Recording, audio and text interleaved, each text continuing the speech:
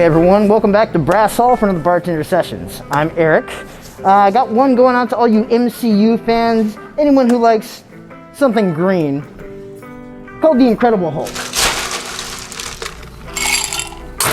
Start by filling a glass full of ice. I'm going to take Hennessy and Hpnotiq. Literally all it takes. I'm going to use 2 ounces of Hennessy. I like to add it first because it's a higher alcohol content. Lets it float a little bit easier.